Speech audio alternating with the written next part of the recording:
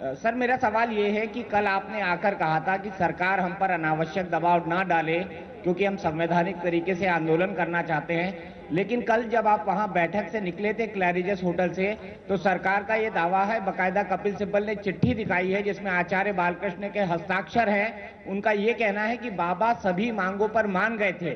तो आपने कल से लेकर आज तक लगभग 24 घंटे तक ये जो जनता और आपके समर्थक बैठे हैं, जो मीडिया बैठा है, उसके सामने क्या गलत बयानी की और ये कहा कि मेरा सवाल खत्म हो जाने दीजिए, क्या गलत बयानी की, आपने इनकी भावनाओं के साथ खेला, ये आपके कहने पर यहाँ पर आए, आपके आह्वान पर यहाँ पर आए और आप इनको सरकार के साथ एक तरफ तो डील करते रहे, आप क्लैरिजस होटल, सर मेरा सवाल खत्म हो जाने दीजिए। हाँ। आप उनके साथ समझौता करते रहे, आचार्य बालकृष्ण हस्ताक्षर करके चले गए, फिर भी आप भोले भाले देशवासियों को कह रहे हैं कि आप हमारे साथ उपवास करो। तो क्या ये और आपका सरकार का फिक्स ड्रामा था? नहीं, किस बात के लिए ड्रामा करेंगे दीपक? आप एक बहुत ही ज्यादा संवेदनशील जागरूक पत्रकार हैं, किस बात के लिए ड्रामा करेंगे? क्या ड्रामा करने के लिए मैंने कहा कोई मुझे मेरा शारीरिक मानसिक ये देश के लोग यहाँ पर जो आए हुए हैं, ये मेरे बुलाने से आए हुए हैं और मैं इनके साथ किस बात के लिए ड्रामा करूंगा? या मुझे यहाँ बैठ करके या ये सारी व्यवस्था करके किस बात के लिए ड्रामा करना है? किस बात के लिए ड्रामा?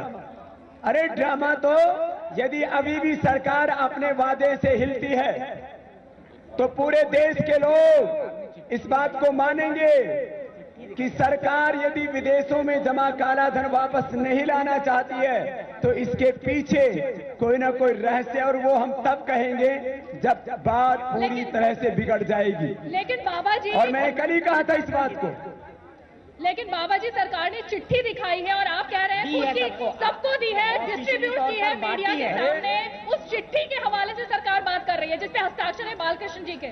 ऐसा है, सरकार ने जो हमसे बात की वो आपको हमने बता दी और चिट्ठी उन्होंने मंत्री भेजे, हमने अपने महामंत्री से हस्ताक्षर करवा दिए।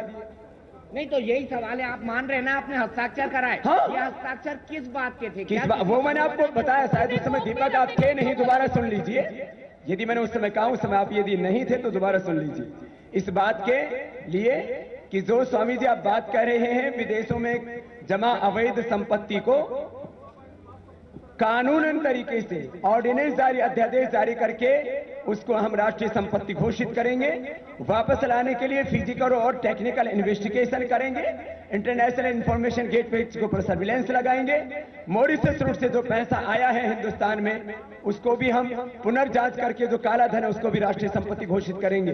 ये 3 बातें हुई और माननीय सिब्बल साहब ने कहा कि बाबा जी हम सबको पता है कि ये बेईमानों का ही पैसा है। मैंने कहा यदि सबको पता है और विदेशों में भी जो धन जमा है वो बेईमानों का है तो इसको वापस लाने में दिक्कत क्या है?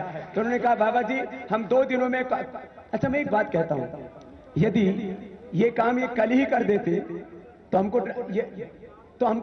हम कल ही बोलते थे। उन्होंने कहा 2 दिन के अंदर हम आपको पहले सरकार का पत्र देंगे। फिर से मैं दोहरा रहा हूं, हम पहले जो आपने संशोधन किए ये उसी दिन के किए हुए संशोधन है इस पत्र के अंदर। अभी तो मैं लिख करके भी नहीं आया, उनके सामने बैठ करके किए हुए सारे के सारे संशोधन ये मेरे हाथ से किए हुए, ये सारे के सारे पत्र पर। उन्होंने कहा 2 दिन के अंदर बाबा जी हम आपकी जो सारी मांगे हैं ये मान लेंगे। आप कहेंगे फिर 2 दिन में मान लेंगे तो पहले हस्ताक्षर क्यों करवाए? अरे मैं प्रश्न कर रहा हूं, यदि 2 दिन में मान लेंगे तो पहले हस्ताक्षर क्यों कराए? उन्होंने कहा स्वामी जी हमारी एयरपोर्ट जाने से बहुत बेइज्जती हो चुकी है।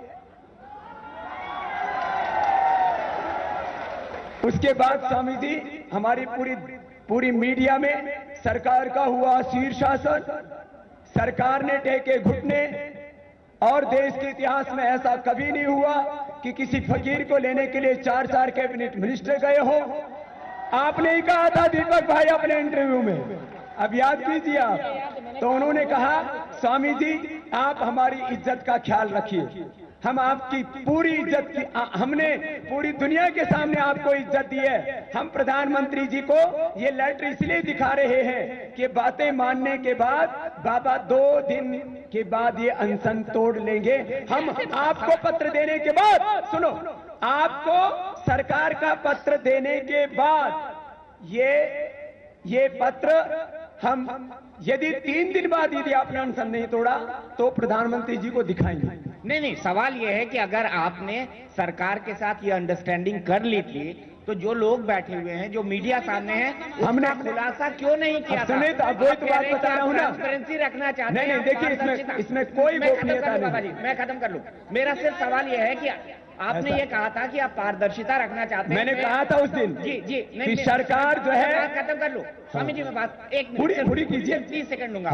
जी, मेरा सिर्फ सवाल यह है कि आप हमेशा पारदर्शिता रखते हैं, मैं आपको 1 दशक से जानता हूं, आप ट्रांसपेरेंसी रखते हैं, तो अगर ये सब बात हो गई थी तो कल आपने उद्बोधन में आपने इन तमाम लोगों को, देश को और मीडिया को क्यों नहीं बताया? अब इस बात का खुलासा क्यों आप कर रहे हैं? वरना ये सवाल ही नहीं उठता, ये सवाल ही नहीं उठता, ये कंफ्यूजन ही पैदा नहीं होता। एक बात सुनिए ना, मैं जब उस बात को कई बार उत्तर दे चुका हूं दीपक जी, कि 2 दिन बाद यदि मैं पहले ही कह दूं कि भाई हमारी सरकार के साथ बात होगी, लोग चले जाएंगे, सरकार के साथ बात होगी तो लोग क्यों रहेंगे यहाँ? लोग चले जाएं। सरकार की मंशा तो यही थी, सरकार तो कल ही कहलवाना चाह रही थी कि लोग चले जाएंगे और 2 दिन बाद फिर बाबा कुछ कह नहीं पाएंगे। बाबा, लोग रोकने के लिए आपने आम लोगों को नहीं बताया, किसी को नहीं बताया, लोग रोकने के लिए आपकी भाषा है, लोग चले जाएंगे, लोग चले जाएंगे। हम बाद में बाबा को कह देंगे, बाबा जी ये जो हमने मांगे की है ये पॉसिबल नहीं है, बस।